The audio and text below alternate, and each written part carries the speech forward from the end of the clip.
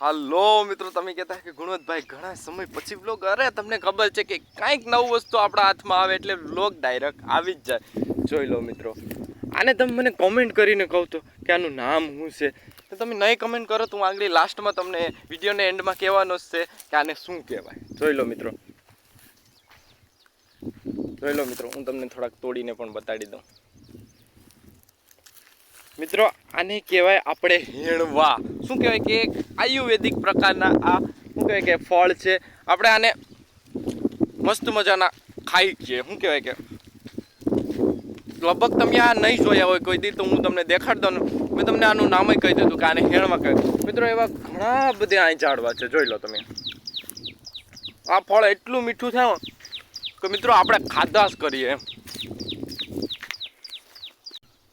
ને મિત્રો તમે મને કહેજો કે આને શું કહેવાય. આને તો કદાચ લીંબડિયું જ કહેવાય, પણ શું કહેવાય કે ઘણા નાના હતા ને તો એ મારી વાળું ઘણા કહેતા કે આને કેરીયું કહેવાય. પણ મિત્રો આપણે મોટા થયા પછી આપણે ખબર પડી કે મિત્રો આને કેરીયું ન કહેવાય, આને લીંબડિયું કહેવાય. જોઈ લો મિત્રો, ને આજ તમને કહી દો આને લીમડો કહેવાય. ન ખબર હોય તો કહી દો. ને શું કહે કે મિત્રો આ ઝાડ કયું છે ને આમાં જોઈ લો આ ફળ છે. જોઈ લો, હું તમને તોડીને પણ બતાડી દઉં.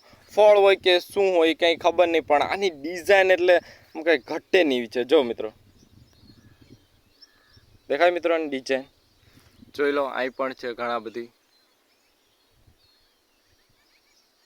તો તમે મને કોમેન્ટ કરીને કહેજો કે આને શું કહેવાય. બાકી મિત્રો હાલો આપણે પછી મેળા.